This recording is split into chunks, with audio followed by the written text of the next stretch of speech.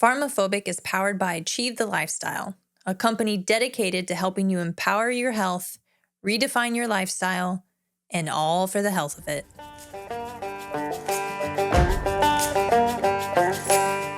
You're listening to PharmaPhobic, where we challenge the state of health in America. I'm Janie, a physician assistant, and I've seen how healthcare keeps people dependent instead of truly healthy. And I'm Dan, a veteran turned fitness pro here to uncover the truth and explore simple and sustainable health solutions. From big pharma to big food, we're exposing the conflicts of interest keeping us sick and finding better ways to take back our health. No fluff, no gimmicks, just real talk, real solutions, and a little bit of fun along the way.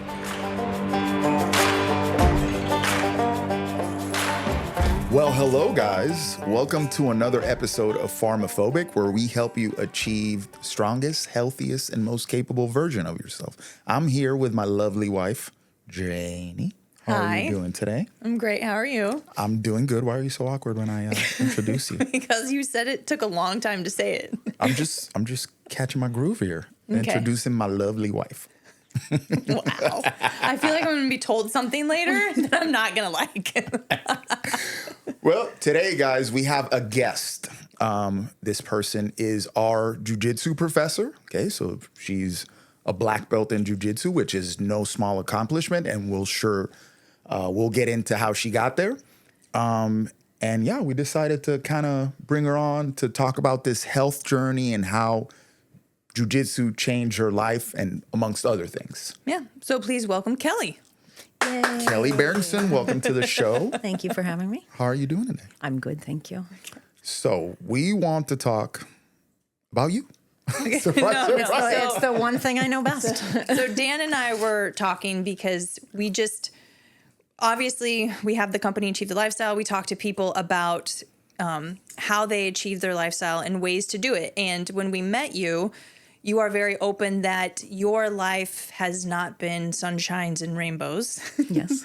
And you very much took charge of your health at a certain point and radically changed your life. So I think your story is great, and I think it needs to be shared. And you also have a public speaking company where you share it. So hopefully it can expose more people to that as well. Yeah, and being a jiu-jitsu coach too, you're also in the health space, so you help other people get healthier. So we want to, we're Absolutely. talking strategies and that sort of thing and how you help people. I like it. Let's do it. People think that I see jiu-jitsu, they're like, oh, it's martial arts. And yes, it is, but it's also fitness. It's in the fitness industry component. So health and fitness and longevity part. So we want to explore that here on Achieve the Lifestyle, because jiu-jitsu is a big part of my life for a long time, and then Janie's life now. Blue belt, Miss Blue Belt. Who I never thought that would happen. All these years. Yeah, he thought I was just going to do it for a little bit and then stop. Yep. Try a class. No. I had female training partners that would be like, she needs to get into it. She needs to get into it. And I was like, I'm not saying anything. I don't want to pressure her. I'm not saying anything. And she came along. So that's good. It is. Jiu-jitsu is a weird sport. It's hard. It's not one you can convince somebody of. But once they try it, I guarantee they'll probably stay in it. There's no instant gratification either.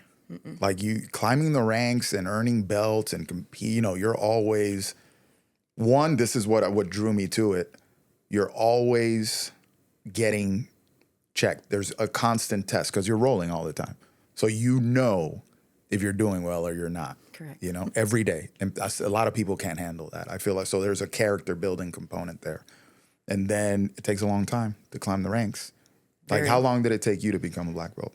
So mine was really quick. So I'm not the person to I was just thinking that when he's like, it takes a long time. And I'm like, Well, but So because the average is about 10 years, but Yeah. it is getting quicker because of the level of intensity of training and making it that's your what I want, career. because the amount of work. It's hours, it's not days and Exactly. years.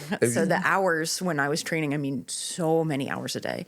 I got mine in under 7 years. Okay. So But still, if I that's lay it out, the almost amount of 7 work years. that you put in, ridiculous. It's like, because you Ridiculous. were just doing it in condensed windows, meaning you were doing more work a day than most people Yes, correct. would do. Like if I'm just showing up to class, my normal class, 1 hour a day, boom, boom, boom, and doing it 5 days a week, then that might take 10 years. But you did that same in less time. Absolutely. I would spend at least 4 hours every day in a row Training, drilling. So there's learnings. I study. I've always studied since white belt. I study Jiu Jitsu, not via like tutorials. I don't want to be told. I want to watch. I want to see if I can figure out, because I'm more of the concept person, where it's like, well, if you always control this, what's going to be the end result? Now, I say always in the sense of for this one thing. I'm not big on always and never in jiu-jitsu because it's always evolving, and there might be something we don't see now. Like if you'd taken the Gracies way back when this was all formulated and said, hey, we're going to do something called a berimbolo. You'd be like, right, you're going to flip onto your neck, roll, and end up on their back. That sounds like great self-defense. And jiu-jitsu, in its heart, came from self-defense.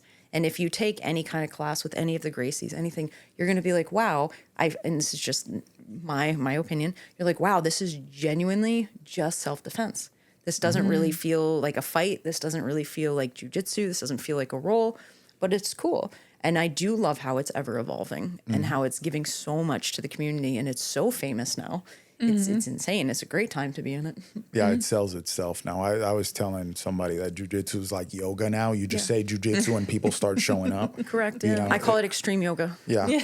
Murder yoga. Yeah, it's extreme yoga for the sense of one, you're gonna get stretched. Okay? Mentally and physically. Yes, Yeah. correct. Yeah. But two, it's more the mental thing. So people show up to yoga. You go onto a mat, just like jiu-jitsu. You step onto a mat and you're told, don't think about the outside world. Right? At yoga, you're supposed to focus on your breathing, the mind-body connection, so that you have a wonderful shavasana. I had to think of the end part, the end goal. So when it comes to jiu-jitsu, think about it. Same thing. You step onto the mat, and I can tell you, hey, we need to focus on this, but I don't really have to say it because the difference is movement of the body will calm the mind. Fact. Yes. Breathing will calm the Scientific mind. Fact. Tell me you don't have to move your body and breathe when doing jiu-jitsu. You are so actively involved that there's no time to think. I don't know another workout, another sport, any other stretching, any movements that you don't have time to stop and think. Now, unfortunately, it does give people the time to stop and think while I'm teaching, with the one time I want them to pay attention, but that's fine. And so, but when we're moving our body and we're doing these positions, especially when we're rolling, you have to focus on what you're doing. Absolutely have to. You're not like, wow, I forgot to get chicken. Yeah. You know, you can't. And in yoga, you can. Yeah. There's nothing to check you. The other person is going to be like, oh. And So you you're got to gonna be, like, there's a lot of value there because you got to be really present. So much so. You know, it's something that like now that I've been in it, I'm going to September, it'll be 10 years. Nice. So at first I just wanted to learn to win. That was all that I cared about. Like, I want to mess people up. What do I need to learn? And if I learned something that I was like, you know, like the open guards, and guys, we're going to get technical here, so forgive us. But these like fancy things that I'm just like, it's not my fighting style. So I'm like, whatever. Whatever. Yep. But now I look, you know, and I just focus on the things that I knew could get me the win. Now I look at it from a neuroplasticity, meaning like expanding your brain's capability to move in different patterns and learn different movement patterns, which is really good for long-term health. So when people teach something fancy, I know I'm going to be like a brick rolling downhill. It's going to be bad. It's okay. I've seen it, but we're working on it. Exactly. I know. I'm like, I'm super tight. I got a butt going through like moving in this different orientation. I'm like, oh, now this is a longevity thing. Like I'm training my brain to be more coordinated in different movement patterns, which is good as you're aging. Because guys, you know, we 40 up in here. We got to start thinking about this stuff, you know? I just started using wrinkle cream. If I look shiny on the camera, I apologize. I've started wearing sunscreen. Getting old is a trip. Oh, it is. But yeah. No, and you're 100% right. I mean, and of course I'll never throw anyone's name out, but the role you had the other evening with a brand new white belt. And this is a gentleman who is showing up to prove a point. You know what I mean? Like it is a little bit more so with men. I am not to like downgrade women because they do come to learn to fight, but there's that less of the strength battle. Like I don't think I personally, as a young girl, didn't like wrestle on the streets with my friends. We played dolls, you know, but boys do. And it's which one's this? And the sports are more driven into them, and the society factor and all of this. So it's like this white belt man shows up and he decides to go toe-to-toe strength. And my conversation with him after against the wall was, how was that? How was that? And, oh, well, I think this and I think, and I'm like, yeah. And then what happened? Because it's that whole situation of, you're going to sit here and prove what? What are you trying to prove? Nobody in this room saw that but you. Because Dan knows what Dan did, and that's called, he won the role, you know? I mean, he had the better positions. I saw it, and I saw the exact same thing, that you spazzed out and thought it was amazing. So the whole thing was, in the conversation we had, I said, are you willing to lose? Because you have to be. You have to be willing to suck to be good. And that's what makes jiu-jitsu so different. Yes. It's a individual sport. It's you and you alone in that moment. I can't be out there. Trust me, unless someone hurts you, then I'm out there. Yeah. Okay? I'm out there and they're going to know it. But it's an individual sport where it's you versus you, because if that person learned more, trained more, they're going to win. And I think that is so cool. Yeah. I think it's the only sport where when you lose, you benefit from it. Correct. Right? Because I just think of, weightlifting, like you fail, or CrossFit, like somebody beats you time-wise. It's like, oh, well, okay. But with jiu-jitsu, the first competition I did, I lost my second match, and I got done, and I was like, that was amazing. I know exactly what I did wrong.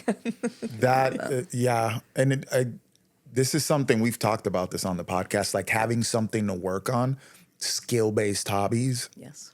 Actually like contribute to long-term health, because it just gives you this sense of purpose and direction.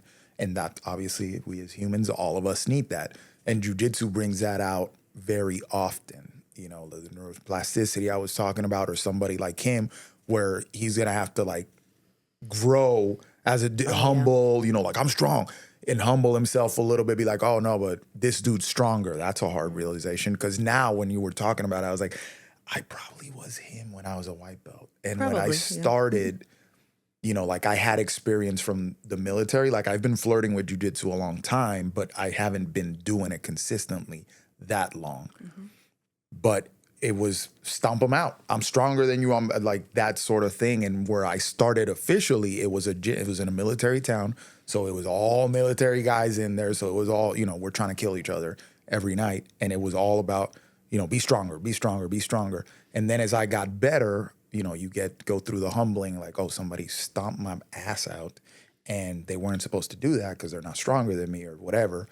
So now you got a character development thing that's happening, but then there's a movement thing that has to happen to get better. So it's everything, all these touch points. There's emotional development, there's intellectual development, then there's physical development that's happening all at once, and that's important for long-term health, I would say. Yeah. And it is. There's a saying of like, oh, check your ego at the door. I'm like, if we could do that, there wouldn't be jiu-jitsu.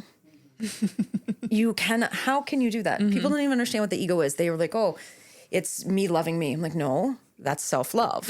Oh, it's me believing in myself. I'm like, no, that's confidence. Yeah. These are all different things. Like Google ego, not in the sense of like psychology, because then you'll actually find out the ego in psychology is a good thing. But when we look at what society calls the ego, it's like, oh, I'm better than everybody else. How are we going to get them to check that at the door? When we're not, like I said earlier, we're not thinking about that during a role. It's who we are.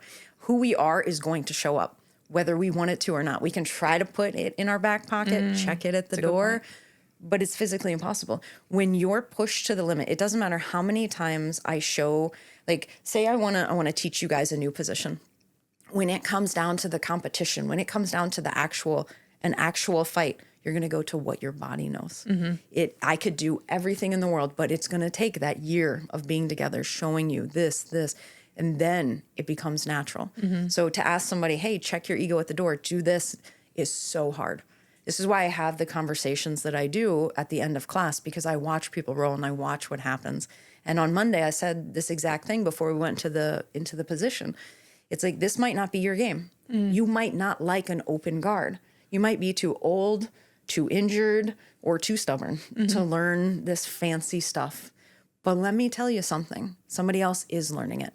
And if you want to become a black belt, you need to know it. Why? Because you need to know how to defend it. If you're lost and you have no idea where someone's going when you're a black belt, you're in a bad spot. So you do have to study. The black belt, I think, is just the whole new start. I found all the belts so simplistic. And then it's like you get to black and it's like, all right, you better know the answers. And a lot of black belts disagree with me that you don't have to know everything. And I'm like, you should want to, though. You should strive to learn enough that if a student asks you, if a white belt comes up to you, if a brown belt comes up to you and says, what about this? It should not be foreign. You might not be the best at it, but it shouldn't be foreign. Yeah. Yeah, and it's the same thing with ego for black belt. Man, that's where I think sometimes it gets worse. It's you have to admit when you don't know. And that's when the same thing. You didn't lose a fight, but you lost a conversation. So now you need to go back and you need to go and study and realize you have a hole in your game and that you have a hole in your knowledge and you need to go study it. So it's a whole different world.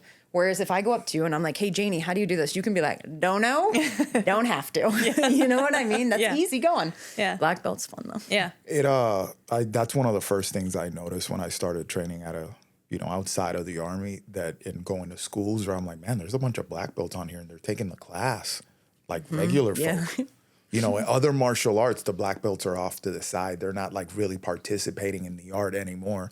But in jiu-jitsu, it's like black belts are like over there like, oh.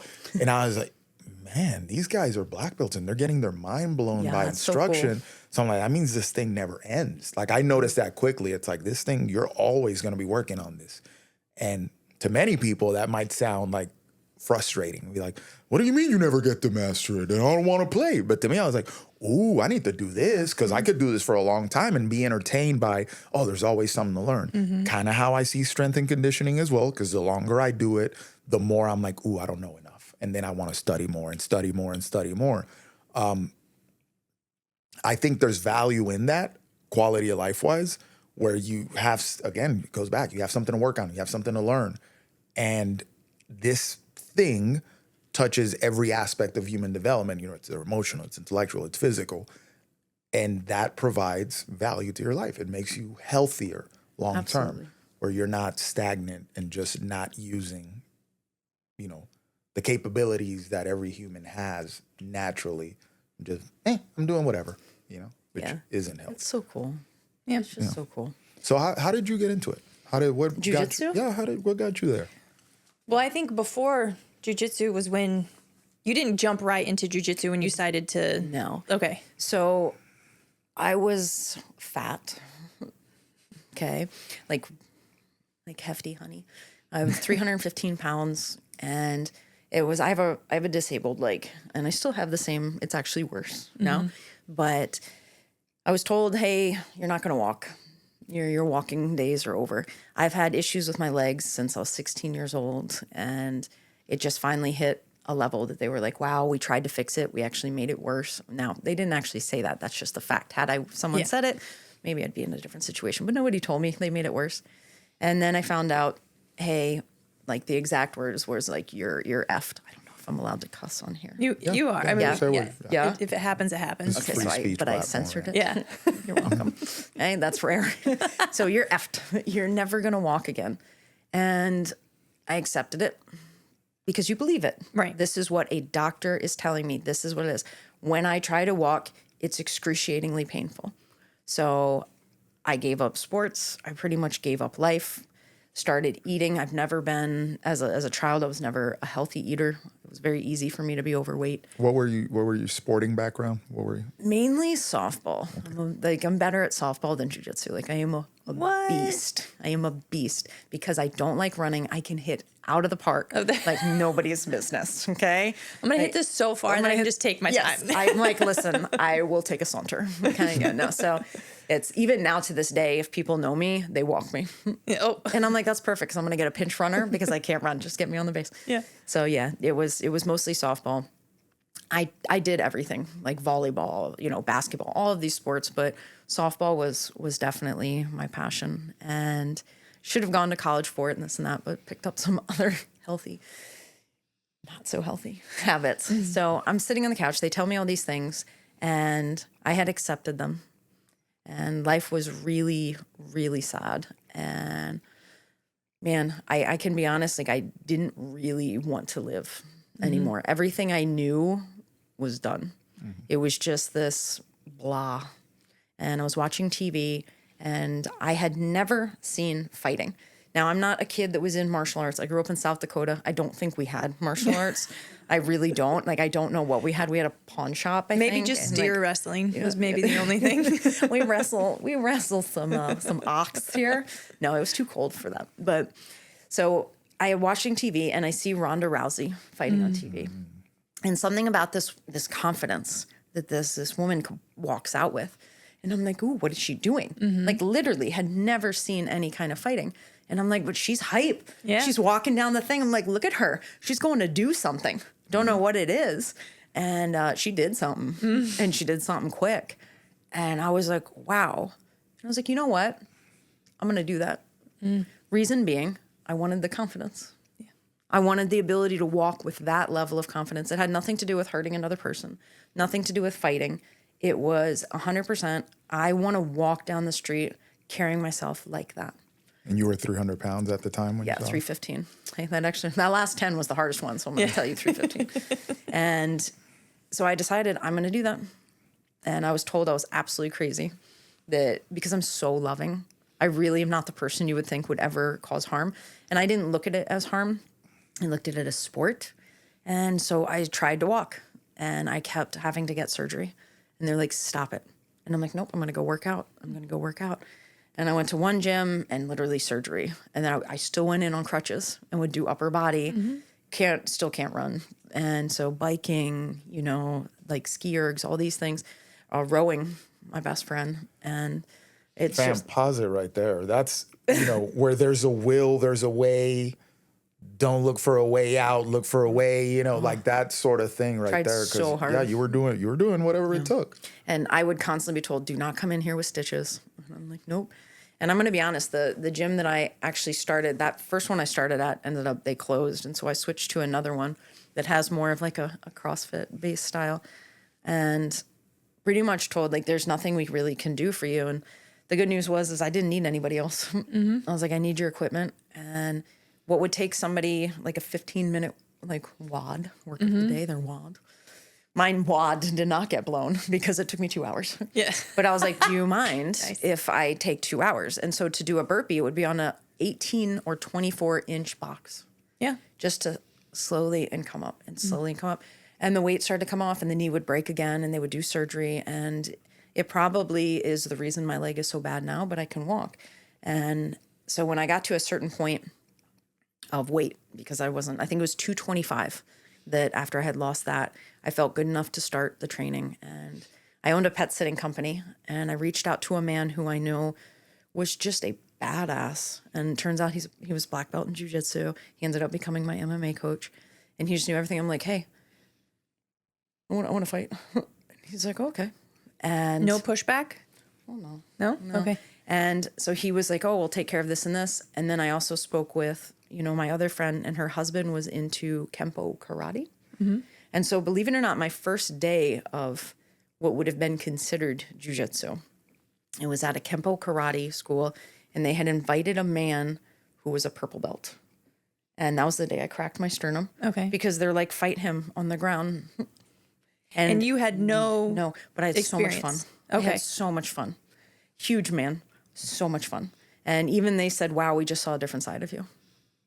And I was like, I liked that. Yeah. And then I started doing actual jujitsu with Ken, who, was a black belt. He has unfortunately passed away, but it was at the Delray Police Training Center. And he's like, all right, do this, lay down, legs up. I'm like, who? What is this? I remember being like, I said to him, I don't understand this fighting on the ground. Why wouldn't you just punch somebody in the face? And he's like, trust me, it goes to the ground. And I'm like, I'd like to see someone try. And then he just put me on the ground and he took me down and I was like, you did that efficiently.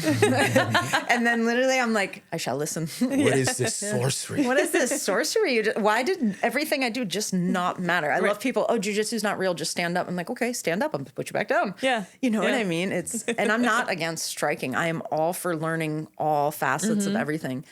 But fights, 80% of them do go to the ground. You should know what to do when you get there. And yeah, that was my introduction to jiu-jitsu. It was amazing. So my question that I had that I was telling him, and I I think I know, but I think I'm biased just because I know jiu-jitsu compared to all the other aspects that are involved in MMA. Because you did MMA, but what made you gravitate to jiu-jitsu instead of any of like kickboxing or Muay Thai or the type of karate or anything like that? So a few things. One, it felt more natural. It did feel more natural. It felt raw. Like it felt like human nature to just growl, you know, like a bear. It just felt right. It didn't need as much technique in the beginning as it needed a natural ability to have aggression. Like I'm just going to be honest with that, because in the beginning I didn't know anything at all, but I could hold my own based off of, well, this just makes sense. Don't let someone grab your neck. You know what I mean? In striking, I'm still really bad at striking. And it is something I want to learn, but honestly, it actually hurt my leg more.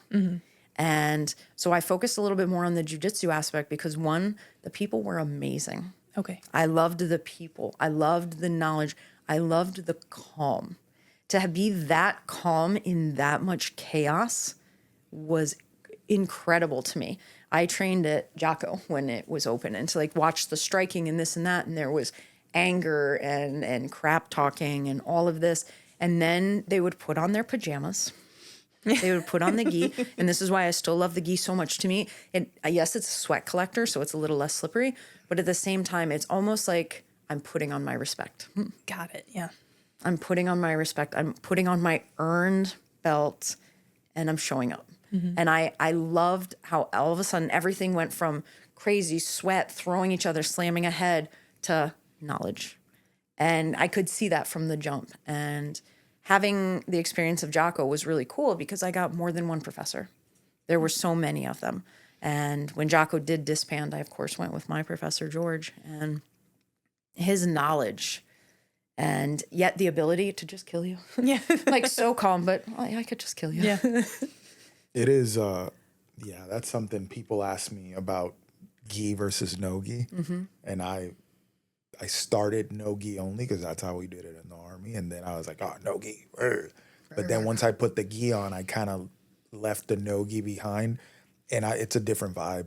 And now that no gi is becoming really popular, guys, no gi, for the listeners that are not familiar with jiu-jitsu, because we're getting jargon. It's naked wrestling. Naked wrestling. It's just, you're just wearing tights, no traditional kimono looking thing. I think it should be a unitard, but anyway. Ooh, like wrestling, and then Amazing. I'm in. Yeah, and then gi is obviously you're wearing the pajamas, you're wearing the kimono, but it's a different vibe, completely different vibe. Like if you do the no gi only, it's one thing and it feels younger to me, you know. And then if you do the gi only, it's more like hugs, like, hey, how you doing? Everybody's throwing up the shaka, hey, bro, brother, how you do? Yeah. So it's just different, it's a complete way more chill vibe, and that kind of speaks to my soul. But it is, and there's a huge like, oh, I'm gi, oh, I'm no gi. Yep. I would classify into gi. I really do believe I would classify into gi. Now, I'm mean when I'm no gi. Yeah. Like I am the most respectful martial artist competitor in gi. I am the nastiest fighter in no gi. Do you think that's because you were exposed to it from an MMA mindset to start with, or? Nope. Okay. It's because I'm not representing a belt. Oh, okay. I'm not representing a martial art. We're fighting. Okay. And that is it to me. And that's why, I offer one no-gi class, and that's my one thing. I roll with my friends, and I help some people from no-gi schools, with their technique. And I'm asked all the time, why do you not compete in this? They're like, you are a savage. And I'm like, that's why. Yeah. Because it's not the same level for me. It's not the same thing. And then I'll be told, well, what about self-defense? We don't fight in our gi on the street, which, first of all, I have stopped at a light in a gi and almost got into a fight. Okay. I was like, and I was like, this is my one moment. Yeah. I'm going to fight in my gi on the street. And no, but I have had to utilize not self-defense, defense of others on the street. And I have 100% used their clothes. Yeah. So unless it is a naked human, the gi will come in handy for self-defense. And I think the knowledge that comes with gi can absolutely be applied. Now, of course, you don't want to go for like De La Hiva. There's no, you don't want to go for like spider guard because it's just like, here, let me just put my foot up there and just dangle with your little wrist grip. There are differences, and I believe gi is harder. You can There's be a lot held. more to think You of. can be held down in no gi. You're just like slip right out. Wrestlers will confirm that. Like guys that have wrestled a long time, they're always like, "Oh, you slow down their momentum when you just with a collar grip." Yeah. They can't move how they would normally 100%. move, and then they gotta like, "Oh, what the hell do I do And I now?" would think it's easier to break posture with gi than no gi, but I'm not Yes, the from most like the experienced. Yeah, you have more Yeah. grips to do Yeah, it. absolutely. I mean, listen, my Like, let me get your listeners, neck. Come here. no gi listeners that are like, "No, bro, no gi is the only way." Calm down, bro. Nothing's the only We just way. talking Yeah. over here. Yeah. We're just talking. Nothing's the only way. I have read things that jujitsu, and I don't know if this is true or not, but that jujitsu is more about using the other person's like weight, like using their position weight against them, like manipulating them. Absolutely. And do you think that any other martial art does that? Judo. Yes, I do. Okay. Well, I feel like So- judo's, yeah. Okay. Yeah. Yeah, but also the only martial art I have an experience with was genuinely with it was Kempo. It wasn't Aikido. Sorry, Okay. I was in the wrong one. No, you said Kimbo. I think I don't know what I said. Oh, you said Kempo. Did I? Yeah. Okay, so I almost just said Aikido. Okay. So yeah, Kempo, because they were going to nickname me something with Kempo. So just, Okay. there we go. So with the Kempo, you do use the motion of your body and the motion of theirs to load energy. So I don't know if it's kind of like the same thing, but I do believe it was when they step forward, it's very much you return their energy to them. Okay. So I have a feeling other ones do. I've never gone to a karate class.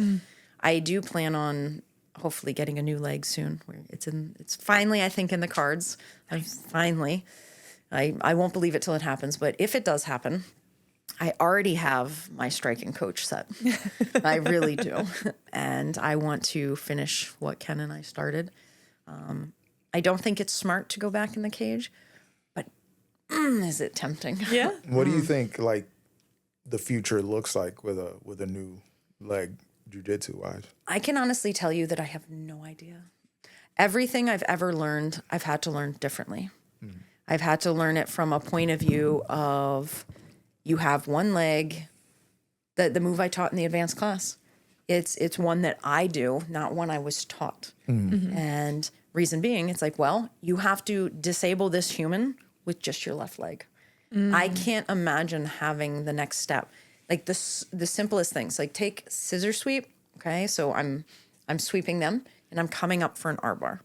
The way that I can't bend my knee, I can't connect those two positions.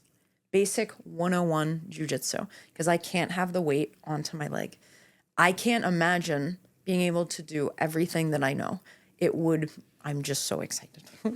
I'm so excited. I can't imagine having two legs. And it's more so though, honestly, like jujitsu could stay where it is with me. It's the idea of walking, Yeah. of just walking. Like my wife and I, we want to go, hiking, and I can't. Yeah. My dog wants to go for a walk, and if it's after like 4 p.m., my leg's done. Those things are the things that I cannot imagine.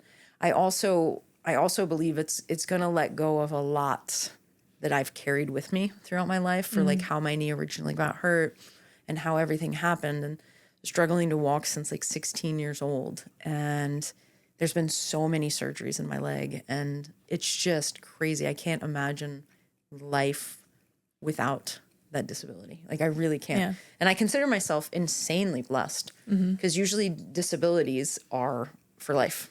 To imagine that mine might be able to be reversed, I'm so blessed. Well, and So you're blessed. also considering, you have that physical limitation that you're living off your body too, because you're a jiu-jitsu instructor. So you demo with your body, you roll, you like have a physical thing. It just kind of goes to speak on, like saying, oh, I can't do something, and just letting that be what it is versus figuring out a way to be like, hey, this would be good for me. How do I adopt that into my life? Yeah. And going through that work, because that's challenging. Yeah. Figuring out How am I going to do jujitsu with one leg? Okay, I got to figure it out. You know, I mean, we see, you know, you go to tournaments, you see blind guys competing, Yep. which is wild. Quite a few now. Yeah, quite a few. And that's something Janie was asking me about it when we were at the Miami Open. I was like, listen, you know, as you get into it later on, you start rolling with your eyes closed. But I like how they don't, like, a blind person rolling is not dependent on rolling against another blind person. They're just, you know. Yeah, no, they get thrown in, but it's crazy if you try rolling with your eyes closed, like what you feel. Like there's like a sixth sense that kind of gets developed in there. Same way you clench up with somebody and, you know, after you We're going to learn a have lot. blindfolded Tuesdays now. No, it's cool. It really is. But it's something, you know, you can feel what's coming at you. It's crazy how your body has that ability. So to see a blind guy rolling, I'm like, I get it. He probably feels, you know, like this hand's coming for me and he can like kind of start reacting, or he feels a certain grip and he can react quicker. It goes to show where the body just has ways of finding a way. No, there's always Yeah. And that saying, where there's a will, there's a way. It's 100% true. I like how you brought it back to just, you can't wait to be able to walk again. Because I think that that's something that so many people just take for granted. Yeah, they sit who on they their have butt. perfectly capable Lamborghinis. And they Are just those legs? What? Are those legs? Chevrolet legs. Yeah. So yeah, they have a perfectly capable body, and they choose to be inactive. And you have somebody who has a disabled leg who is choosing to be active but can't do a very simple thing that people are opting out of doing. So I mean, it's Yeah, it's just the mind. Yeah. The mind is the most absolutely powerful thing that we could ever possess. yeah, that's something to highlight. And so when you were going through that Yep,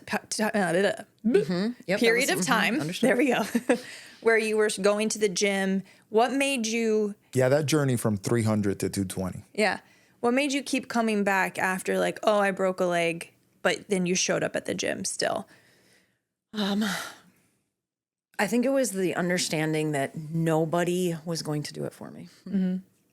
That it was, if I really want to try this, if I really want to do this, if I want that confidence, and if I want that ability, the same way that Ronda Rousey walked down the aisle, I have to keep showing up. It was no longer, it wasn't even a choice. It was just a pattern. Just build a pattern. It didn't matter if I showed up and I did amazing. It didn't matter if I showed up and I could only row 100 meters. But you have to show up over and over and over for yourself. It falls into that thing of the difference of self-love, confidence, and ego. And for me, it was finding self-love. To love myself enough to give myself a chance. It genuinely aided me in building the ability to show up for myself. And what feedback were you getting? Like, obviously the weight was coming off, but what feedback were you getting mentally from that? Did you notice, because you said prior to that you had a very sad existence. So Oh man, you just reminded me of one day, and this is going to shoot forward and then I'll come backwards, because I do remember one day when I was down to 145 pounds, which is not what I weigh and what I should not weigh. I look like a skeleton. But for one of the fights, and a kid got a ball stuck in a tree, and I jumped up and did a one-arm pull-up and grabbed the ball and and I was like, I am so fit. I am so fit. But it was because I was so light. Yeah. It was like I was so light. So yes, I felt the weight coming off, but what it allowed was a little bit better movement. So that feedback took over the feedback of any negativity, took over the feedback of, oh, you're doing this for yourself. The mental wherewithal was more so used for motivation, was more so used for discipline. It had to keep focusing on the next step. It really, one of my actual, I think, defects in life is I don't stop to be like, good job. I'm like, all right, and now? Even to this day, I'm like, and now we do this. And now when I get to 50, I'll celebrate the success. Yeah. You know, I wasn't one to stop and be like, good job, Kelly. Good job, Kelly. I'd be like, all right, step one. Okay. Now let's go to step two. Because if I would have stopped, there's a potential I would have stopped for good. And that's what makes rest so hard for me, because I don't like to stop the momentum. And that's probably why I get injured, but that's fine. Yeah, great. do you feel like people along the way would be like, especially when you were competing, great job, And it may to them have seen that you kind of brushed off their congratulations because in your mind you're like, yeah, okay, but next. Yeah. So the compliments received from others was probably one of the most tricky things there is, and still holds to be one of the trickiest things there is. The way we communicate is different. Everybody. We all communicate differently. And even with the best intentions in the world, sometimes I could take it as negative. Yes. It was the fact of, well, they complimented me last month and I lost another 20 pounds and no one said anything. Can you not tell? So being able to flip that script to a negative thing is something that, you know, I learned as a kid, that it's like, well, it's not good enough. And unless you're reassured that it's flawless perfection, you have not succeeded. And this was one of the messages I received as a child. And so it was always that, thank you so much for the compliment, but I never felt it. So I guarantee you to this day, it seems as though I brush people off, but I am now trained like a little robot to be like, thank you. Yeah. Because I do want people to know I hear you, but it doesn't mean I hear you the way you're meaning me to hear you. And I appreciate all the accolades and the thanks and the love and all of this. And sometimes I can feel it. And other times I'm like, this is just a stepping stone. So if anyone felt like it was a disregard, then that's never been my intention. Yeah. But it is hard for me to take compliments. I try to approach, giving somebody a compliment of, I just want to say it so you hear it. I don't need any, like, thank you so much for saying that. I'm like, I don't need that.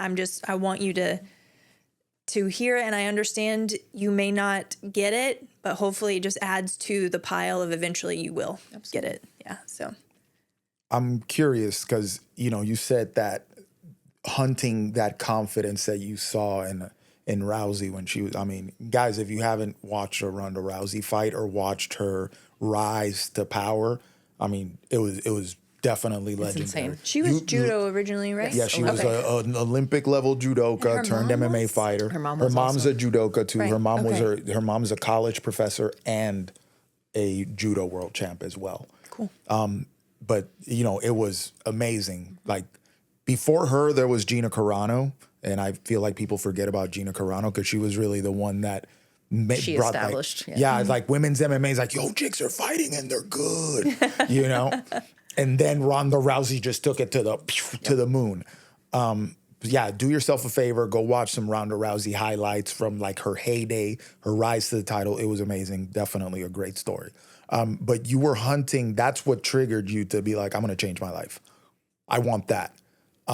Now, as you embark on the journey, because obviously this took years, were you always coming back to that? Is that what always kept you, even when shit got really hard, where you're like, I just want to stop. Like, I got to eat. And, you know, and you also have to change how you were eating. You have to was very change your hungry. lifestyle. So that's what I want to get at, like the things that you had to change and how you went about it.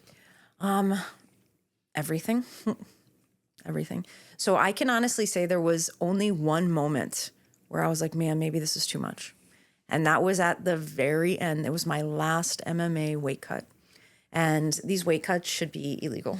Like they need I heavier. think they should go to ONE FC style. Golly. Yeah, the weight cuts are stupid. No, and I mean, I'm literally sitting in a sauna and elated that I'm so in so much like physical depletion that I started to cry because that crying weighed weight.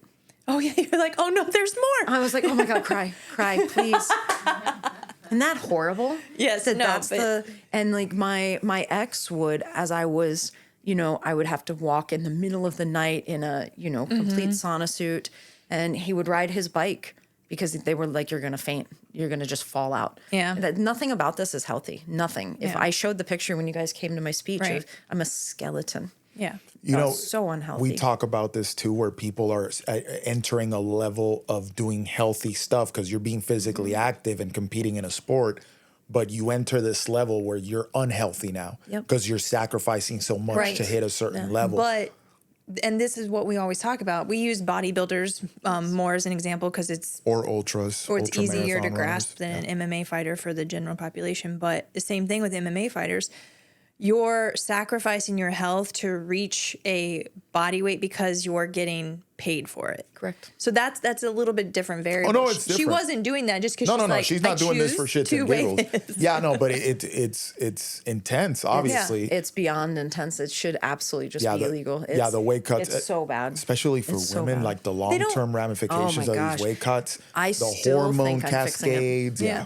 Well, I don't think that the UFC weight cuts make sense because you weigh in the day before and then you don't have to be that weight for the fight. Well, that's So boxing it's- and wrestling are the same way, but That doesn't. But It makes no honestly, sense. I would just go to like ONE FC. They made a great. This is the Chinese. They're in Singapore. You know, other professional federation. They moved everybody up a weight class, and what they check for is hydration levels. So if you miss the mark on hydration levels, you don't get the fight. Yeah, it doesn't make sense to me because at it all. means you cut weight, and they're like, "Oh no, you can't fight." And Yeah. you could tell me, hey, Kelly, you're going to fight a girl. She's 30 pounds heavier. I'd be like, okay. yeah. Like, just ask me. I feel like we could just talk about this, like have coffee. Yeah. And like me and Dana could sit there and be like, hey, so I'm good with whatever. Yeah. Oh, we want you to fight a man. I'd be like, all right, cool. Yeah. I would like him to be smaller. Yeah. Yes. You know what I mean? You know, to make the point, like I am so not into the weight cutting. I am too light for my division, but I'm too heavy for the one below me. So I just go up. I'd rather fight bigger dudes than have to cut a single pound. That's how intense these weight cuts are. To make I'm the in the point same home. boat with you. For females in jiu-jitsu, it still is the same. So the cutoff for females in jiu-jitsu to compete is 175 pounds. And there's a lot of very, very big women in jiu-jitsu. So kudos to them. But the whole thing is 175 is, to me, it's a stacked woman. You know, it's not something that's unhealthy. It's not this. And after that, it goes into one weight division. So if you're 176, you may fight someone who's 260. Oh. That's the super heavy division. I go there on purpose They're not cut. to not be weighed. Yep. Yeah. I'm like, no, I'm sick of other people deciding you're going to do this. And I'm like, you know what? And I'm not going to lie. It's also a little bit of a slower division. And I like slow. Yeah. I'd rather grind it out. Me too. I'd rather be like, I then don't like fighting this like 125 pound And just little twirling fast all little over the thing. place, She's back yeah. there all of a sudden, and she's around here, and she's on my dog like a chihuahua in heat, and I'm like, God, I'm trying to pull this girl off the leg. Yeah, no, they're too fast, and you know that's another thing for the gi to no gi. You know, it's I would never want to fight someone small in no gi, because the only thing I want to do is if they're super fast, Just hold I'm them, gonna grab you and I'm gonna pull you in. Yeah. Capture And lightning once I in a catch bottle. you, you're done. Yeah. You're done. So you better not let me catch you. If you are a fast like jujitsu practitioner and we roll together, I highly recommend stay so fast. But there's a younger lightweight black belt male who's so fast. And after our third roll, I'm like, would you like to just start in side control or on my back? Because listen, I'm not going to chase you. I'm literally like, nope. And he's dangerous to have back there, but I don't care. Yeah. Because I don't want to spend 3 minutes, hey, left, right, up, down, left, right. I'm like, you know what? Here, what do you want? Just take something. Just take an established dominant position and we'll just work from here. Yeah. Yeah. I'm like, no, I'm not chasing. So you going back to that cut. Now, what was it coming down from your original weight? Like, what were the things that you had to change, and what kept you committed to those changes? Now, you mentioned being able to move better was a motivator, where you're like, oh, I can do this now, and I wasn't able to. So Yes, keep going. the ability to move after not being able to move was a huge factor. As simple as being able to tie your shoes, like not because I had a big belly, like big belly, and just being able to bend over, being able to do these things. It's crazy to think about the weight and laying on my side, not having a stomach go flap. Yep. Like realizing it was starting to, you know, those seem like either or wow things, whatever your reaction is to that. Like I remember those moments so clearly. I will never forget those moments. It was so far past the movement though. The mental aspect of you're doing it was a really really important part for me. Like you set your mind to it and you're doing it, because nowadays I'm easily able to stay motivated. I can stay motivated. I can stay disciplined. I can motivate others. I can probably discipline others. I don't know. I've never tried, but you know, it's one of those things that was my first time. That was my first time staying healthy, motivated, not healthy body. I can't. It was my first time getting in what people consider physical appearance of shape. But the way I had to get in shape so intensely and so drastically of like 150 pounds was not physically healthy, but it looked like I was. And so there were the compliments that came with it. There was the feeding off of things that were said, but more so the main thing I would have to say was, oh my God, you're doing it. Yeah. You're actually doing it. How did your mental health change through all this? Because studies show that strength training, eating a better quality diet, and all these things help with your mental health. And so would you say that was true for you, not necessarily for the weight cut for UFC, but just because obviously you're not 315 right now, you're not 225 right now, right? And so obviously you've been able to maintain a healthy body weight. And so how would you compare your mental state now versus then? And what do you think is attributed to that? So my mental health has been a unique roller coaster. And I do have to preface with that I did go through mental health issues. I'm a recovering drug addict and alcoholic. I have 20 years clean and sober now, but I didn't start in a good place. I didn't grow up safely, and it's just, I didn't come into this adulthood and this ride of being clean and sober with good mental health. So to find mental health, it wasn't even did it alter? First, I had to find health of any kind. And luckily I was 10 years almost into, sobriety when this whole thing started. And the mental health as going through to now, I'm going to be honest, I don't think I did a good job with my mental health as I processed. Okay. As I focused so much on the outside and focusing on the confidence and this, but not, again, it's different than the self-love. And I would say now that I'm out of that world and just into the jiu-jitsu world, now it's focusing on not the body, but yet the body image. It's focusing more on the mental health aspect of going from obese to in shape. I didn't give myself the space to heal things in regards to my body as I went through this process. That would have been too much. I don't think I would have done well handling aggression and mental health. I'm just being honest. Yeah. So I don't think I took the time to really focus on mental health. So now I'm backtracking. Okay, this is what this felt like. So now it's kind of running the tape back. So now I can tell you, I do focus on mental health. I focus on body image. The extremes of body weight created a body dysmorphia. It's the compliments. This is where they backfired. The constant, oh, you look amazing. Oh my gosh, you've lost weight. Oh my gosh, this. And then they stopped. And so it felt like a failure. And wow, nobody's complimenting me anymore. I'm not this, I'm not that. I'm getting old. Nobody cares. One of the things Ronda Rousey said when she took the kick from Holly Holmes is she considered suicide. After? Yep. Oh, I didn't hear this. Yeah. Is that she couldn't handle what happened. Okay. Because you are so built up in the public eye that when suddenly it is taken away from you, and I'm not going to use other fighters' names, but there's other fighters who have fallen from great heights.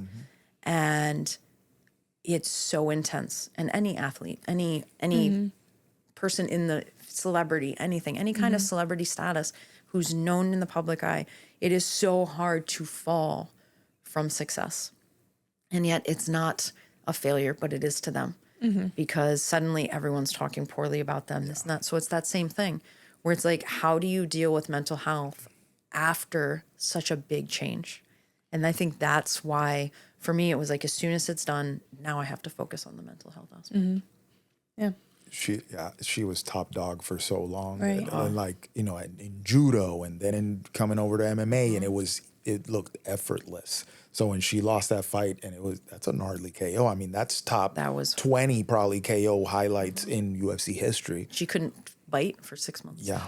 It rocked her, and then when she tried to come back, now she was getting rocked all the And it was time. even So she worse. was never able to recover from it. I mean, kudos to Holly Holm. My God, that was gnarly. Ronda actually just started training again. I don't think she'll be one of the ones to make the return since everyone's coming back. But I love that she let go of like almost the trauma that was with that and is willing to say, I'm doing this again. Nice. Because like the world needs her to do this again to motivate other people, in my When opinion. she went to WWE and probably So made smart. more money So than smart. frickin', that So we smart. can ever imagine. Became a mom. She raises Wagyu. Yeah, it's cool. love It's that. cool. Yeah. No, it's cool. Has a Really cool. farm. She has it's really cool story. You mentioned, coming down from that 300. Did you get up there after you were sober? Yes. And did you think you like recurred to like other coping mechanisms, like food became a of thing? course. What after you became sober? Like what happened there So- when sobriety hit and going to 300? So I was never healthy in eating or weight. I had severe weight fluctuations, mostly because of the amount of alcohol I drank. I would go through, this was the 8th time I tried to get clean. First time I actually tried though. But the 8th attempt of being sent somewhere to get clean. And I would show up really Well, overweight. you went to 8 rehabs? Yes. And I would be so massive, but it was like a balloon. As soon as within 30-day detox, I would lose like 70 pounds. Oh, the inflammation. Like no joke. It was just like, I can't even imagine how my body was like, oh, I'm just going to chill like this. Poor thing, just hanging on for dear life. That cat poster from that was my body forever. Poor thing. My brain would already fell. Whatever. I was like, you know what? Let me know when you're done. I'll come back. And so, yeah, it was always this. And I am an extreme human. Black and white thinking. I've been trying to work on the balance. I talked about this, in my speech, that life has to have a balance between things because for me, it really does. I'm very extremist. And so this up and down weight was never like 10 pounds. You know how people can fluctuate 10 pounds into their 40s, like a lady going through menopause. Da, da, da. I know nothing about it, but I'm pretending like I do. And so they'd go through weight fluctuations. Hey, Kelly's in one of her fat phases. Well, Kelly's super anorexic. Well, Kelly's in a fat phase. Kelly's anorexic. There was never, it was either collarbone or so much cake you could build a bakery. Okay. And so finding that like in being sober was hard because, and I still deal with that to this day. So a lot of with my knee having recently gotten even worse, a lot of things I'm down to nothing. You know what I mean? There's no outlet because my outlets were always healthy ones, working out, sports, this. I have to have something, Jiu Jitsu especially. And being kind of cut off from that even recently, I'm like, well, I find myself telling myself the following statement. You deserve food. Yeah. First of all, we all deserve food. Yeah. But it can get into the negative thing. And I am going to totally be mean to people in recovery right now, just so you know. Okay. Okay. So when we get clean, when we get sober, the main thing you see if you go to like NA or AA meetings is energy drinks and cigarettes. Yep. Smoking, drinking. I'm so healthy. I'm loving my new. I'm like, you're crazy. Or they say, not to interrupt you, but I hear this a lot with patients. I gave up so much, just let me have this. Yeah, see, I deserve this. Yeah. We very much get caught up in the I deserve this. No, we deserve health. That's the thing. Our poor body deserves health. It has nothing to do with you. Get out of the way. Get out of the way because your poor body has suffered so much. Just get out of the way. Let your brain, it doesn't need these stimulants. It doesn't need this stuff. You go from shooting cocaine into your jugular to being like, I definitely deserve monsters. Now, I'm not, whatever works, whatever keeps you clean, but there has to be a point that it changes. So in the first 5 years, kudos, you're living a different life, you're building things. But after that, and I'm going to be honest, I do not go to meetings at all. I haven't in 10 years because I wanted health. And in that room is a lot of sickness, a lot. And I don't want the energy drinks, the cigarettes, the other mental things. I don't want that. I had started to find health and I wanted to progress into health. And so I am one of the survivors of, unique 12-step programs. What made it stick? Eighth time. What made it stick? And then considering that you also like, you had a backtrack in like health, like you ballooned up to 300 pounds. What made it stick? Because I feel like it would have been easy to be like, you know what? Screw it. I'm going back. So honestly, super easy question to answer. And it's going to sound like, really, you sure that was it? But this was the reason. So I went through 1 year. I had always been told, give this a year. If you don't like it, your misery will come back tenfold. We'll give it back to you free. Consider free of charge. And my first year was ugly. 7.5 months of it was in treatment because I was a wreck. I was a disaster. It took me 3 months to wake up from psychosis. Disaster. Not pretty. To the staff of that treatment center, thank you. Thank you and for your patience. And it was bad. It was definitely, I was on death's door like you wouldn't believe. And so I gave it the first year. And coming into the year, I remember, wow, I can't be alone. I don't like myself. I hate myself. And I don't want death, but I want freedom. And I didn't know how to get it. I had no idea what I was supposed to do. And I decided, you know what? I'm just going to get high. I had made that decision. I'm going to get high. Now, I had been told enough, like, if you want to get high, call somebody first. You can still get high after. No big deal. You can still do it. No one's going to stop you. No one's going to run you over with their car. And so I made a phone call. I called this amazing woman named Jill. And long story short, at the end of that conversation, she told me that she knew how I felt. And I said, bullshit. Nobody knows how I felt. You never lived my life. You didn't walk in my shoes. You don't know what I dealt with. And no, she didn't. And she said, you're correct. And she goes, but I know how you feel. She's like, I understand the feelings behind it. And I was like, okay, fair enough. She goes, do you trust me? And I was like, yes, because obviously I called you. And she goes, okay, then trust me that I know how you feel. And trust me that I know how it feels to be free from it. Ooh. And for some reason, that hit different. It was no longer about the drugs. It was no longer about the drink. It was no longer about the thing on the outside. All outside factors had been taken away in that moment. And I realized the problem was within. And the problem was I wanted to be free. I have felt trapped my whole life so intensely, so controlled, that I just wanted to be free, that I was willing to die with drugs to feel free and to get out from that trapped lifestyle. And it was such a relieving moment that I realized, all right, now you need to work on the inside. And I can honestly tell you I haven't wanted to use since. And that was 19 years ago. That's wonderful. And that's still, like, there's a long list of things. Like, if you imagine every human going through every aspect of their life and breaking it down and still building a life while breaking down the past, there's a lot of steps. There's a lot to do. And I am still working on that freedom, but in a very, very different light now.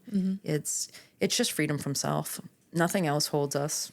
Just freedom of self. Yeah. I think we've been meaning to discuss on the podcast things that keep people from getting healthier and trauma and, creating some self-awareness around certain issues. It could be like actual traumatic events in your life.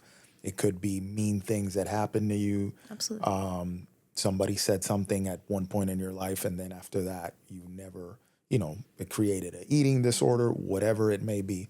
But how spending time addressing that head on is a function of creating the freedom that's going to allow you to get healthier. Completely. Makes sense? Like, if you don't address that stuff and you don't go through that mental exercise there, then the commitment to go from 300 to 220 to 140, it would have never set in. It would have never stuck, really. No, you're completely correct. I think one of the things that was different this time, without my knowledge, without knowing what was happening, is I think someone finally saw me. My therapist in treatment center, who unfortunately for her, she's never going to let me go. She's still my therapist 20 years later. I'm like, listen, you fixed it. You got to keep it. Okay. Yeah, no. So it was, I felt seen before I could see myself. And when it comes to trauma, yes, I believe we all have it. At what level? Who knows, but it can be the smallest thing, or it can be the most horrific thing. And, I was told, oh, you have complex PTSD. And I'm like, are you telling me I'm complex? I was like, what are you trying to tell me? Yeah. And it's like, no, that your trauma's complex. I'm like, oh, so, and I would, in saying that, oh, it's separate than me. Here, let me drop it off. Yes. And let you work on it. Yeah. It took a long time for me to be like, hey, Kelly, to myself, you may have some trauma. And I will still say that to my therapist today. So I'm starting to hear you, is what I'll say to her. I think you might be right. And she's like, are you effing kidding me? She's like, your trauma's out of this world. And you're still like, well, it wasn't bad. Yeah. And I'm like, well, 12-year-old me dealt with that. yes. Yeah. It's like you dissociate. Yeah. 100%. She was like, and why was this okay? And I'm like, I was an adult. She's like, a child? I'm like, no. We grew up at different times. Thank you very much. I was an adult, So it's that thing. I think trauma has such the ability to have a grasp on us that I don't think we can even understand. And it can be the thing said to us. It can be the thing that happens to us. It can be a thing we've done. Like, there's so many facets in which trauma comes through. So many. And I really don't think we understand the control it has. Yeah, I'm very it's an observation that I'm making, like with people that I help all the time. I'm like, man, there's always a roadblock. Everybody has a roadblock to achieving something, right? Whether it's building a business or it's, getting good at something, a sport, or pursuing health. But there's people that I come in touch with, that I'm like, man, this freaking person, like, I can help them and we could do this and I could give them all the strategies, but they can never get over that hump. Yeah. And then I'm like, so what is it? And what's keeping them from adhering to the principles that are going to get them there? And then usually something like this comes up. That's where we started thinking about it. It was like, man, if you put this situation, this bag of, this weight that you're carrying, and you just put it in a drawer, be like, I'm going to pretend that didn't happen. Yeah. And I'm just going to focus on this thing over here. That mug comes at you and it keeps you from getting what you want, unbeknownst to you, or whether you know that it is. So investing that energy into addressing it is very important. And I'd say at the beginning of a health journey, if you know you're carrying something heavy, you might want to deal with it first. If you really, you need to lose 100 pounds, and change your life radically. It's like, if you don't deal with it, it's going to come up. It's going to keep you from getting to where you want to go. And it's crazy how that happens. No, and it is. So I use the forest analogy, when you walk for 10 years into a forest. So I used drugs for 10 years. It took me 10 years to get out. Why get in? Why is it going to take me 1 year to get out? It's not. And whatever was the first thing that made me step into that forest is going to be the last one to leave. And I'm 20 years out of my forest and I'm still facing the demon that made me walk into it. And it's so true. I'm stealing that because you could apply that to health. And if you spend 10 years being unhealthy, that's what I'm saying. But it's like, I'm stealing that. That's a great analogy for it's it. so true. You spend 10 years going in a certain direction. What makes you think that you're going to reverse that with a 90-day challenge? Yeah. Like people who, just to very much simplify it, people who want to lose weight and they're like, well, I did something for 2 weeks and it didn't work. And and then I gained more. Yeah. I was like, okay. Yeah, I wonder why. So it took you 10 years to gain 20 pounds or 40 pounds, 50 pounds, whatever. You think you're going to get rid of them in a couple months? Come on now. Be real. And not only that, reversing yourself, like you said, it was 10 years in and it's taken 20 to come out. Reversing yourself, you might be looking at a 3-to-1 ratio for every day you spent walking in this one direction because it was so detrimental. Yeah. It's like, what made you go in there? That's where everywhere we go, every forest we walk into, we're going to take a suitcase with us, right? And that suitcase is going to be filled along the way. And we have to empty it before we can get out. And that's impossible because we keep refilling it. And it's that thing of first addiction in, last addiction out. For me, first addiction in was food. As a little kid, what's the one thing you can control? What you eat. They're like, oh, my child's a picky eater. I'm like, talk to your kid. Yeah.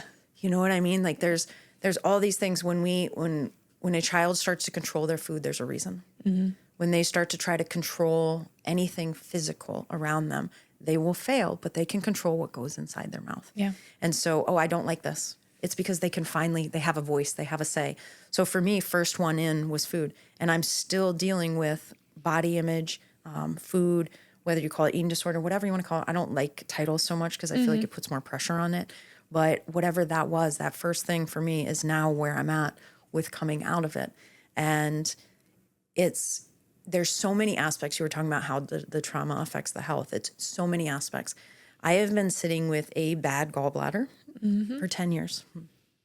And please don't take this personal, I don't like doctors. I don't either. Okay. Like The title of this podcast is PharmaPhobic. We're not exactly. No, and I mean, I really don't. Like when I had really, really bad things happen to me with doctors and from little kid and adolescent. And it was enough that I remember I got frostbitten as a child. And I know you guys have never experienced that, but welcome to South Dakota. I got frostbitten on my hands, and I remember the pain. Wow. I mean, when I mean pain, I mean pain. And I remember telling my mom, no, it's okay. It's okay. Yeah. And, I'm 42, and I'm still like, no, I don't want to go to the doctor. Yeah. Like, I don't want to go to the doctor. Like, like, it runs deep. It's crazy. Like, I am one of the most lethal women. And I have to, like, I almost want to let the doctor know, like, I can kill you. Like, FYI. Yeah. Death. Yeah. Death becomes you. Well, who in did good you company. say you had an anesthesiologist who practiced jujitsu with you one time? Yeah. And you're like, don't mess this up. Don't mess this up, homie. If I can feel, then you will too. No, I'm just kidding. But no, it really, like, it's the amount it can affect us. And it never seems like it's in this direct way. Like, oh, well, you had this happen, so it would make sense for this. No, it's what doesn't make sense. It's the things that don't, like the doctor one, that's easy. Okay. If you're violated by a doctor, clearly you're probably not going to like doctors. Right. But there's always that case of like, oh, okay, this, like, okay, I've gone through, and I'll just be honest, like I've gone through rape, I've gone through things, and you would be like, oh, she should hate men. No, instead, I gave a lot of loving. It's a nice way to put it. Yeah. A nice way to put it. Yeah. I gave a lot of loving away. Right. I went the opposite route. So we never know how it's going to come out. And it might not make sense, but it's not meant to make sense. We, as a whole, in my opinion, make perfect sense. We make perfect sense. We do what we do for a reason. We all were created somehow with something, with some situation, and we make perfect sense. And we're trying to fit into a mold that doesn't fit. Right. There's no mold for humankind. I would love if everyone fit into the mold of love and happiness and not being evil, but that's not it. Yeah. Yeah. Yeah. One thing that I think I talked to you about is, and I don't know a good way, because I'm sure I'll offend somebody by saying this, but some people hide behind their trauma or use it as an excuse to stay Not where they change. are. Yeah. And as somebody who, I sometimes I hate the word trauma, but who had a traumatic childhood, when I see somebody doing that, that infuriates me. Because I'm like, no, like, don't do that, But obviously, you can probably speak better on it than me because you're a public speaker, and you talk about this type of stuff. But how do you approach somebody who is obviously either neglecting or using their trauma to kind of stay where they are? So first, to give you comfort, I am in that same boat. I don't like really the word trauma. I think it's thrown around a little bit. It's become almost a fad, which does upset me. As and again, it was hard for me to even claim my own. So I do hear you, and I'd like to give you a moment of validation there. Okay. And I don't think it's an insult to others because, again, we don't fit into a mold. They make perfect sense. If that was the one thing that formed somebody, then that's their identity. So they need you to know, this is who I am. I am my trauma. That's theirs. Okay. That's where we're at. And I have people in my life like that. And for me, it's letting go of the exacts. Okay. Does that make sense? What I don't need to know what. Because if you take the power away from someone with the what, it's like, okay, I hear you. Yes, that did occur. Now what? And it's not saying like I'm saying, hey, you need to get up, you need to move, you need to let it go. I would never say to someone, you need to let it go. But let's look at what it affected. Let's, you know what? Let's make a Venn diagram. let's break it down into little baby bites. Because sometimes just that process of dismantling its power helps take away that being the narrative. When someone's narrative is fully their trauma, they need someone to listen. And I do understand that some people use it as what's viewed as like if you're listening, it's air quotes, for attention-seeking behavior. If someone has attention-seeking behavior, it's because they genuinely need attention. Yes. So why? I don't need a story. I don't need all of this. And I do understand in a little bit of a different light, because I'm this way with my leg. As a jiu-jitsu professor, people, I hurt my knee. I'm like, I will end you. Like, I know I truly am like, it's so hard for me to listen to people say they can't do something because their knee hurts. I'm like, my friends will text me. I'll be like, you already know. Yeah. And they're like, I apologize. I'm like, don't even text me like, oh, I hurt my pinky. Yeah. Like, no. Yeah. So I look at it kind of like that, where it's like, oh, I can't do this because of the situation that happened. I said, okay, so what else can we do? Right. Because sometimes we got to realize people, that's real. It's real to them. Yeah. We might not agree with it. We might not like it. And we might see a different potential for them. And so it's kind of asking them, hey, if you were watching a movie of your life, what would you tell your character to do? And you have to take them out of it. And so when given that moment where it's like, if you're watching my life, first of all, you know, you're welcome, because it's weird. Okay. 95% of it is fascinating. But it's that, what would you tell you? Because you see movies and we're like, oh my God, what are they doing? Why is she with him? Yeah, He face is not. gets hot fire. Yes. You're like, oh no. Who does that? You forgot to feed your dog. What are you doing? Like all of these things. This is why I don't watch TV. I'm so into it. But it's asking them, okay, if you stepped out of this, what would be the first step you would tell your character to do? Yeah. And taking that little bit of a step is what I think removes kind of the power of stopping us. If that adds up, you know? And then I see the flip side of people Yes. who they're like, how was your childhood? Fine. It's fine. Or like nothing happened, right? And so here's a question that at a practice I used to work at, we had a psychologist who worked in-house with us. A question that she told me to start asking people: if you had a child or a child you loved and they had to go through your childhood, would you let them or no? Yeah. And if you answer no, but you say you don't have trauma, we need to talk more. Surprise! Yeah. Because people will minimize it. Yes. Like, and you just said it early, how when you're with your therapist and you're like, maybe, you know, but they'll be like, no, it was fine. Or they'll sort of validate like, yeah, my dad beat me, but you know, it was the 50s, you know, or whatever. But then it's like, well, if your child went, fuck no. Why would no? They would never. Well, then why was it okay for you? And some people just fail. Like, yes, I said some people hide behind their trauma, but also some people fail to acknowledge it. And I think that equally can hold them back. Yeah, unaddressed, and then using it as a shield. So they probably lead to the same place where it's like you kind of get stuck. Yeah. You're anchored. You're anchoring yourself, and you can't move forward. No, So- I would agree. I fell into the middle of those two boats as an adolescent. I would talk about nothing, but yet I dealt with self-mutilation because I needed somebody to see how much pain I was in. And yet it was hidden. I wasn't one of those ones that's like kept my forehead, like look at me. Mine was hidden, but I dealt with horrible self-mutilation until 25 years old. And for me, I do have to say, it fell into somebody needs to see how much I'm hurting. And yet I had no idea I was hurting. That's the crazy thing. So it's like that two boats. So I was the one that was like, no.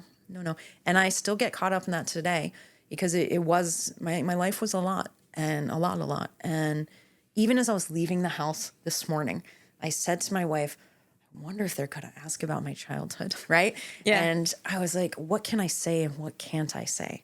And for different reasons, there's things I can and cannot say, because it's, yet at the same time, I then turned back to her and I'm like, still to this day, I'm like, was that real? Yeah.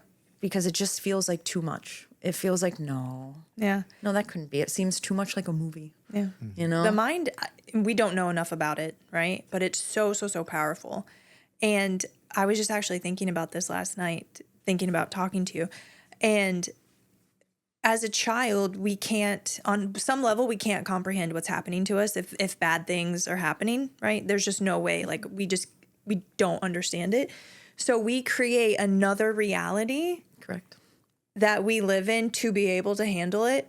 And I think that's where we get in trouble. Because if you think about like some actual abuse you went through, or if anybody went through, it's kind of like, okay, well, that's done, right?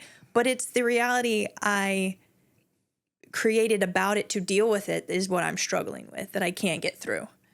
And so I just, our little child brains, poor things. They go through a lot. And it is crazy how we can create like an alternate reality. Yeah.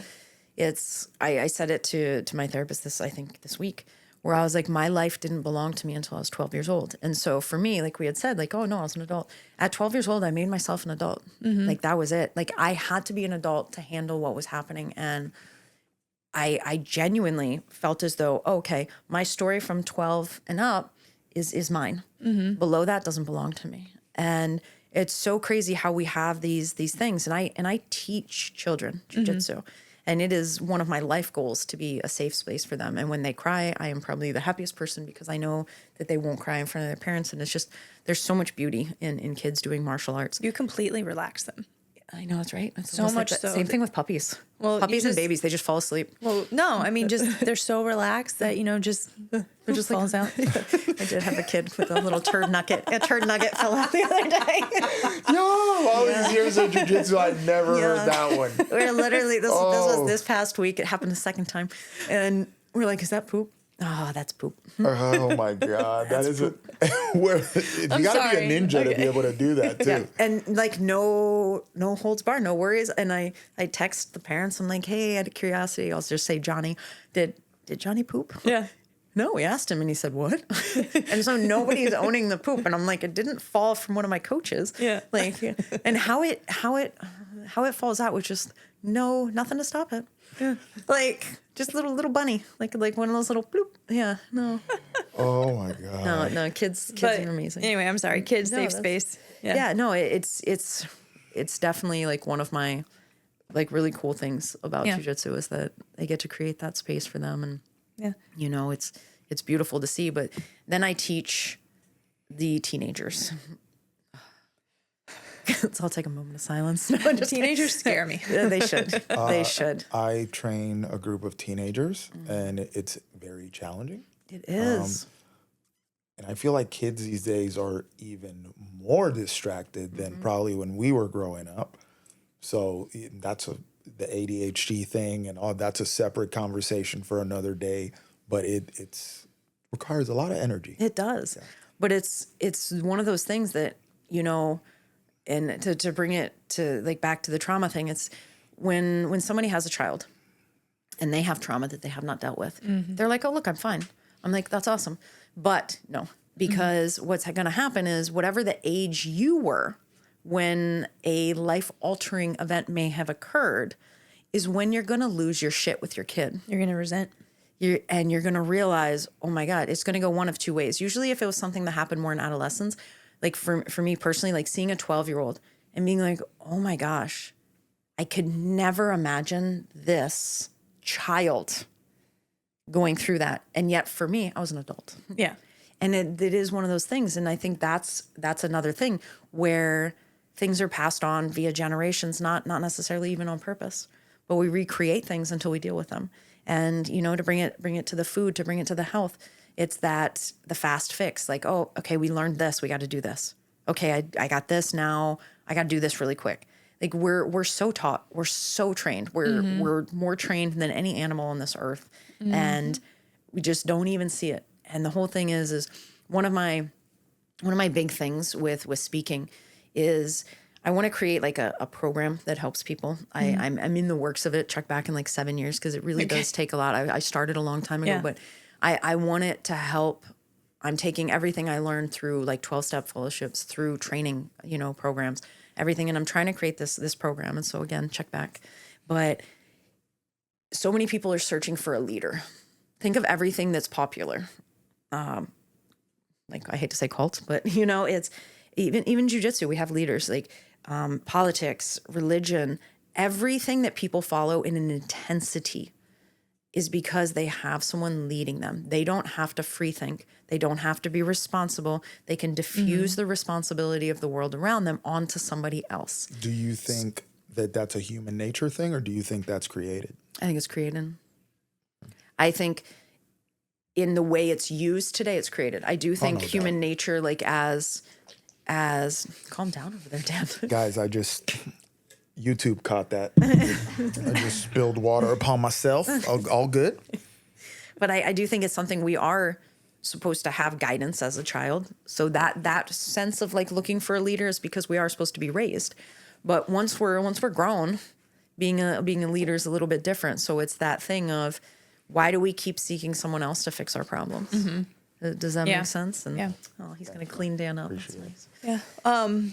One thing that I love about your Jiu Jitsu Academy that you, I think, are 100% responsible for is I told you the story, is the diversity of people in there. And I was talking to another member there, and they're like, he's a white male. I mean, I'm obviously a white woman. No. And he was like, well, we don't contribute to that. And I'm like, no, I don't mean racial diversity.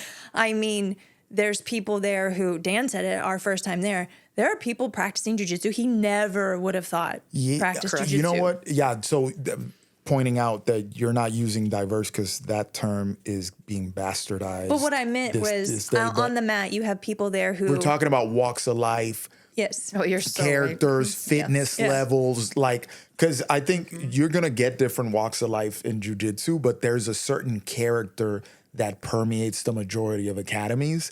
And, having been to a lot of academies over there, because I started in one place in Texas, then I moved to another city, then I moved to another city. So it's been a journey because we've moved so much.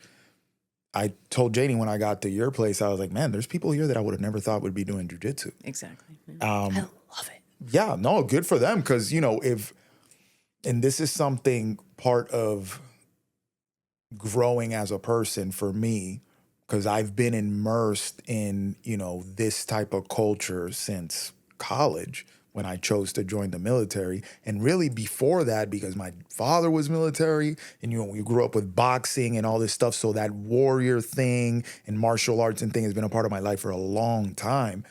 So I'm used to being surrounded by certain type of people, so I'm used to seeing certain type of people in jiu-jitsu be like, oh yeah, these guys, they lift, even if they're female, they kind of, they have this physical stature to them. And then they have this character of like going toe to toe with people. And that's what I see. But here I'm seeing like, oh, this is a mom, legit mom.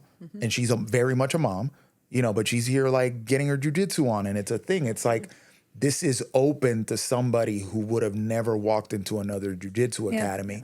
And my thing is, because we are proponents of physical health for everybody. There's no gatekeeping to lifting weights. Actually, our thing is to open it up to more people, So, because some people feel they look at a gym and they think it's some exclusive club where they can't join. Be like, my money's no good there because, I'm not in shape. I don't do the thing. No, there's a version of this for you too. So going to your school, I was like, oh, there's a version of jiu-jitsu for other people as well, and that's important because we want to get more and more people into the pursuit of physical health, however it may be. So that's something that to me was surprising. And I was telling Janie that, I'm like, man, just people I would never expect to be doing jiu-jitsu. No, it's amazing, right? And it was 100% on purpose. So I'm glad you guys see it. Yeah. But no, it was 100% on purpose. We have, and these are my two extremes, okay? We have a D1 wrestler, okay, on one end. and he's a fantastic human. And then we have a grandma who is a sound healer. Yes. And they can roll together. Yes. Like literally, is that supposed to happen? Not in the old school traditional jiu-jitsu way. Right. So I am very great. I am a American female who owns a school that is successful. I never doubted it, but I think a lot of other people did. And for me, for a business, let's look at it from a business point of view first. In South Florida, we are inundated with jiu-jitsu. There is a gym literally every 4 miles. Every 4 miles. And I'm friends with most of the people that are every 4 miles away. And so it's inundated. How are you going to be successful in a market that has nobody available? Let's get the people that no one else has. Blue water market. Right? And so I was like, why does it have to be this? Why does jiu-jitsu have to be this? Why can't jiu-jitsu be in its pure form what it truly offers? How come only athletic, and I hate to say this, athletic men can gain the benefits of jiu-jitsu? Nope, not anymore. Yeah. And so I am not big on the male, female, whatever, go together. I don't even offer a women's class. And most people are like, oh, you must have all women. I'm like, no, we're genuinely 50-50, male to female. And it's fantastic. Watching these people get along, like watching that mom roll with like our 16-year-old blue belt and be like, just remember, I could be your mom. And he has such a nice roll with her and they love each other. And he asks her to roll. Like, that's beautiful. Like, what it has formed, I call it the nerddom, like nerddom. Yes. So, because I am not good at those things. I don't know comic things or what are they, superhero things or what's the other one? Star Wars. I'm like, what is that thing? You know what I mean? Like, I don't know this world and I don't want to. So I ask them not to tell me, please. But they do the cards, the magic things, and the dragons things. Oh. Yeah. Dungeons and Dragons? Yes. Oh, we're at that level. Yeah. No. Oh, and wow. they get together. And the next thing I know, here comes this massive black belt from another school walking in because we had a game night. And he brings his cards. And I'm like, what is happening? But he felt comfortable. Yeah. And he came in and played things with these people. And like, I don't have to be part of it. Like the big thing with owning the school, one of my main goals was to take all of the things I loved in the professors that I met and also take all the things I couldn't stand because I wanted to take them and do the opposite. And the level of control is something I don't like in jiu-jitsu. Like, you can't train anywhere else. I own nobody. I want you to do whatever you want to do. We're a month-to-month based thing. If you don't want to be there, don't be there. If you're looking for something else more traditional, awesome. I promise you the jiu-jitsu is going to be phenomenal. The education will be great. There's no pressure. You don't have to compete to prove yourself. I don't care. I don't own you. I will help you in every way possible. I'll slay someone for you if needed, but it's just normal. Yeah. It's healthy. It has balance. It has boundaries. You're not going to know everything unless you're, attending my speech or listening to this. I don't talk about my stuff on the mat. I talk about my jiu-jitsu on the mats. I listen to students, but I don't coach them like in life. I don't fix them. I don't control them. And to me, I have seen professors be like, you can't date them. And I'm like, what? Are you really giving that life advice? Or and they have like the Gracie diet. Okay, well, if you follow the Gracie diet, you do this and this and this.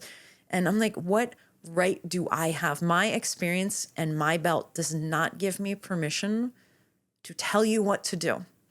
It is about attraction, not promotion. If you want what somebody has, you have to do what somebody did. Now, it may not look exactly the same, but it's like that thing. You guys just joined recently, and a few of the people were like, they're really fit.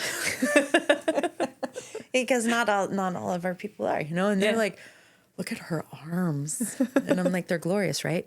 Do me a favor, don't comment on people's bodies. Thank you. You know what I mean? But no, sincerely. And I'm like, I understand that you're in awe. Would you like to have that? And they're like, well, yeah. I'm like, so what are you going to do about it? I was like, you're just going to pray to wake up with traps because they take work. You got to lift. And So it's that whole thing. It's like we can use each other for motivation. Yep. So.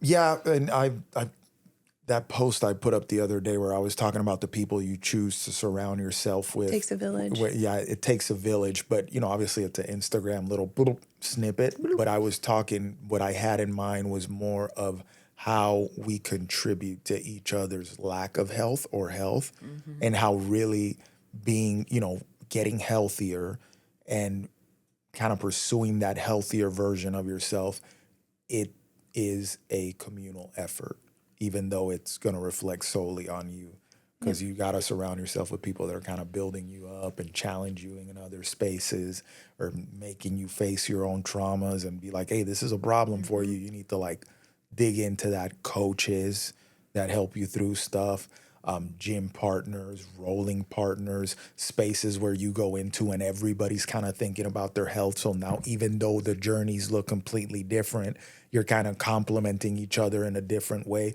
Something as simple as that. You see this person, man, jacked. Ooh, how do I get that? And now you're curious, or somebody, is coming into a space that is like, oh, I've never had movement ever in my life, and now I'm going to try. And you have other people encouraging you, and kind of, that's really important. And finding that, I think, is part of that long-term equation, because getting healthier, it never stops, right? It's like a lifelong pursuit. Even though you might look a certain way or have a certain body composition, you still got to keep working on it. Yep. And that's what I thought about that in that space, where I was like, man, these people I wouldn't even expect these people to work out, but they're in here. I'm like, that's great. There's a place for them. There's always beautiful. a place. Yeah. It truly is. I've had people come up to me and they're like, you don't know how hard it is to make friends as an adult. And I'm like, what? Yeah. Because I'm very friendly. Like, give me 5 minutes in any public space and I'm going to have a friend. But, you don't know how hard it is. And I've made friends and I've built this. And I'm like, oh, because I don't care if I would love every person to get their black belt. But man, if your life improves, awesome. Yeah. Kudos, keep it moving. I genuinely just want what is best for everybody. And I love the supportive environment and how different it is and how eclectic it is.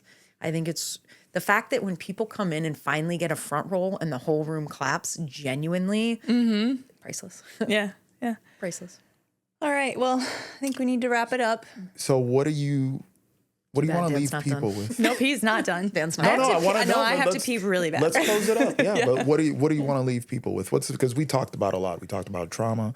We talked about dropping 100 pounds. We talked about fighting. We talked about jiu-jitsu journey. What do you think biggest takeaway from this conversation for people?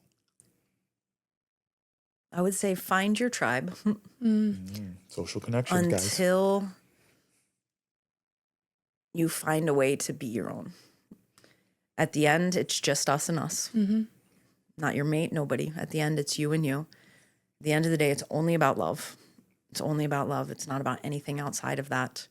And the earlier we can find self-love and learn to lead ourselves and help those around us, the easier the inner journey will be. And when the inner journey is easier, the external journey will feel fantastic. Very well said. Okay. And where can people find you? At Jiu Jitsu. Like at Theros, Jiu Jitsu, on at Tharos, Instagram. yes, Yeah. definitely I'm on Instagram. My personal one is, Kelly B_Smiley, because Smiley was my fighter name because I was the only person to get punched in the face repeatedly and just smile. It looks a little crazy, but it's okay. And Tharos BJJ is the Instagram for the other one, and also tharosbjj.com. And please, if you feel like jiu-jitsu is not for you, athleticism is not for you, don't listen. Don't listen to yourself. Don't listen to others. Don't let people tell you you're going to be beat up. Just come and see why we have good vibes, why it truly is for everybody. And, you don't come to my house, but come to my gym. Please don't stalk me. And also kellybspeaks.com. Oh, yeah, kellybspeaks.com. Yeah. That's right. Yeah. That's taken off, too. I got to update the pictures, so go there next week. Okay. All right. Well, thank you so much for coming. Yep. Appreciate it. And thank you, everyone, for sticking around. This is one of our longer episodes, but I think very much No, there's a lot here to take away. So if you might have to re-listen to this and take away as much as you can, take some freaking notes, guys. This is for your health, okay? And I think the closing here, big lesson is find a way, not a way out. Okay. And with that, we out. Yeah. But Thank you you. don't find a way. Thanks for listening to the PharmaPhobic podcast.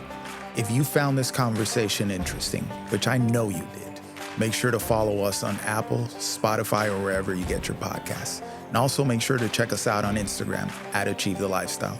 And if you're interested in pursuing a stronger, healthier, more capable version of yourself, check out our website at achievethelifestyle.com. The PharmaPhobic podcast is for informational and entertainment purposes only. The views expressed are those of the hosts and guests and do not constitute medical, legal, or professional advice. Always consult a qualified healthcare provider before making any medical or wellness decisions. While we discuss pharmaceutical, holistic, and alternative health topics, our content is not a substitute for professional medical guidance.